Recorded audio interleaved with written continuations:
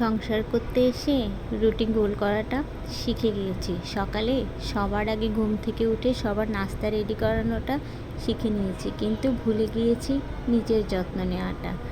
Hello, আসসালামু আলাইকুম। কেমন আছেন সবাই? আশা করছি সবাই ভীষণ ভালো আছেন। নতুন আরও একটা ভিডিও নিয়ে চলে আসলাম।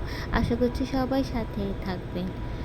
তো এই তো আমাদের সংসার জীবন। সংসার করতে করতে মেয়েরা তার নিজের সব কিছুই হারিয়ে ফেলে। তারপরেও সংসারটাকে আপন ভেবেই আমরা সংসার করে যাই, সংসার ভালোবাসি। নিজের আপনজন ছেড়ে অন্য একটা সংসারকে নিজের করে নিই, নিজের সংসার বলি। অথচ দিন শেষে কিন্তু কেউই আমাদের খবর নেয় না।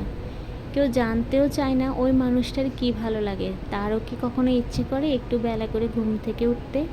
তার কি ইচ্ছে করে কেউ একজন তার জন্য এক কাপ চা নিয়ে আসুক? তার কি ভালো লাগে? কোন আইটেমটা তার পছন্দ? কেউ জিজ্ঞেস করে? খাওয়ার টেবিলে কি কেউ কখনো মুরগির রানের পিসটা তার পাতে তুলে দেয়? একটা মানুষ দিনের পর দিন সবার জন্য করে যায়, কিন্তু দিন শেষে কে জিজ্ঞেস করে সে মানুষটা ভালো আছে কি না? অন্যের সংসারে এসে সেই সংসারকে নিজের করে নিজের মা বাবাকে ছেড়ে তাদেরকে আপন ভেবে নেয়, কিন্তু তার মনের খবর কয়জন রাখে? কয়জন জানতে চায় তার মনটা ভালো আছে কি না?